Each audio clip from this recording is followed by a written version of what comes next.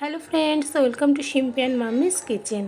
আজকে আমি তোমাদের সঙ্গে সজনে ডাঁটা দিয়ে সম্পূর্ণ নিরামিষ এবং দারুণ মজার একটা রেসিপি শেয়ার করব।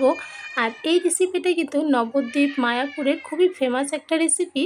আর মাঝে মধ্যে এই গরমে হালকা কিছু বানাতে মন হলে তখন কিন্তু নিরামিষে এই রেসিপিটা বানিয়ে নেওয়া যায়, দারুণ মজার হয় খেতে। তাহলে চলো আর কথা না বলে রেসিপি শুরু করা যাক।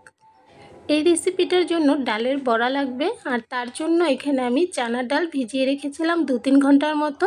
ভালো করে ধুয়ে আমি কিন্তু ভিজিয়ে দিয়েছিলাম, তোমরা চাইলে মটর ডাল দিয়েও করতে পারবে। এই ডালটাকে এবার জল ছড়িয়ে আমি একটা মিক্সির বাটিতে উঠিয়ে নিচ্ছি।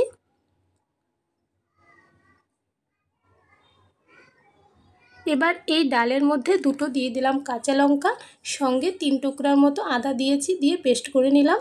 এদিকে দেখো একদম মিহি করে কিন্তু আমি পেস্টটা করে নিয়েছি। যতটা মিহি হবে ততই কিন্তু বড়াগুলো ফ্লাফি হবে এবং সফট হবে ঝোলে দেওয়ার পর। তাই অবশ্যই মিহি করে কিন্তু ডালটা বেটে নিতে হবে। এবার এর মধ্যে আমি দিয়ে দিলাম অল্প হলুদ গুঁড়ো, এর সঙ্গেই পরিমাণ মতো দিলাম লবণ, সঙ্গে অল্প কালো জিরা দিচ্ছি। যেহেতু নিরামিষ রেসিপি, নিরামিষ এই বড়ার মধ্যে কিন্তু একটু কালো জিরা দিলে বেশ ভালো ফ্লেভার আসে এবং খেতেও বেশ ভালো লাগে।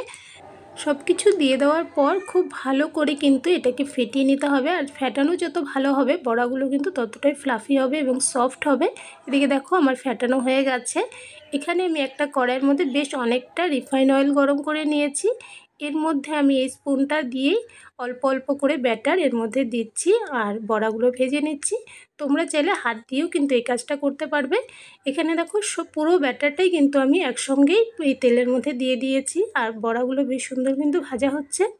হালকা যখন লাল লাল ভাব হয়ে এসেছে তখন কিন্তু আমি উঠিয়ে নিচ্ছি। খুব বেশি কড়া করে কিন্তু ভাজতে যাবে না, সেক্ষেত্রে কিন্তু বড়াগুলো শক্ত হয়ে যাবে। তাই এরকম মিডিয়াম ভেজে উঠিয়ে নিতে হবে। সব বড়াগুলো ভেজে উঠিয়ে নিয়েছি। এবার এই তেলের মধ্যে আমি আলু ভেজে নেব। আলুগুলোকে আগের থেকে চোচা ছাড়িয়ে লম্বা লম্বা করে কেটে ধুয়ে রেখেছিলাম। এবার এই তেলের মধ্যে আমি আলুগুলো ভেজে নিচ্ছি। অবশ্যই তোমরা কম তেলে এই কাজটা করতে পারবে, তবে আমার এখানে যেহেতু অনেকটা তেল ছিল তাই এই তেলের মধ্যেই কিন্তু আমি সামান্য লবণ দিয়ে আলুগুলোকে ভেজে উঠিয়ে নেব। আর এদিকে যতক্ষণ আলু ভাজা হচ্ছে একটা মশলা তৈরি করে নেব। মিক্সির বাটিতে একটা টমেটো টুকরো করে নিয়েছি, সঙ্গে 4টার মতো কাঁচা লঙ্কা আর কয়েক টুকরো দিয়েছি আদা, একসঙ্গে অল্প জল দিয়ে পেস্ট করে নিচ্ছি। আর এদিকে দেখো আলুগুলো কিন্তু বেশ সুন্দর ভাজা হয়ে গেছে। আর এখানে একটা কথা বলছি, আলুটার মধ্যে আমি কিন্তু হলুদ গুঁড়ো দিইনি, তবে অবশ্যই তোমরা এর মধ্যে চাইলে হলুদ গুঁড়ো দিয়ে ভেজে নিতে পারো। আলুগুলো ভেজে উঠিয়ে নিলাম। এবার অন্য একটা কড়াইতে সামান্য আমি সর্ষের তেল দিয়েছি, এর মধ্যে 2টো শুকনো লঙ্কা ফোড়নে দিয়ে দিলাম। এর মধ্যেই একটা তেজপাতা হাফ আমি এখানে ফোড়নে দিয়েছি। তেজপাতাটা বেশ বড় ছিল তাই হাফ দিয়েছি। এর সঙ্গে এখানে আমি কালো জিরে এবং সাদা জিরে এখানে ফোড়ন দিলাম হাফ চামচের মতো। এবার এর মধ্যে পেস্ট করে রাখা মশলা দিয়ে দিলাম পুরোটাই। আর এই রেসিপিটার জন্য কিন্তু খুব বেশি মশলার দরকার পড়ে না, খুব সামান্য মশলাতেই কিন্তু হয়ে যায়। এর মধ্যে পরিমাণ মতো লবণ, অল্প হলুদ গুঁড়ো হাফ চামচের মতো, হাফ চামচ ধনে গুঁড়ো, সঙ্গে হাফ চামচ দিয়েছি জিরে গুঁড়ো, আর অল্প দিয়েছি লাল লঙ্কার গুঁড়ো, সঙ্গে অল্প চিনি দিয়েছি। চিনিটা তোমরা চাইলে স্কিপ করতে পারো, তবে যে কোনো রেসিপিতে চিনি আমার ভালো লাগে তাই সামান্য একটু চিনি আমি অ্যাড করি। এবার সব কিছুর সঙ্গে ভালো করে এই মশলাটাকে আমি কষিয়ে নেব 5-6 মিনিটের মতন মিডিয়াম আঁচে।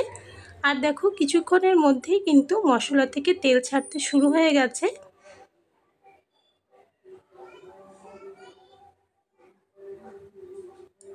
মশলা এদিকে বেশ সুন্দর কষানো হয়ে গেছে, তেল ছেড়ে দিয়েছে। এবার এদিকে আমি সজনের ডাঁটাগুলোকে ভালো করে চোচা ছাড়িয়ে ছোট ছোট করে কেটে ধুয়ে রেখেছিলাম। এবার এই ডাঁটাগুলো এর মধ্যে দিয়ে দিলাম। যেহেতু ডাঁটাগুলো আগের থেকে ভেজে রাখা হয় না, তাই কিন্তু মশলার মধ্যে দিয়ে ভালো করে একটু কষিয়ে নিতে হবে। আর এখানে আমি আরও 3-4 মিনিটের মতো মশলার মধ্যে ডাঁটাগুলোকে কষিয়ে নেব খুব ভালো করে।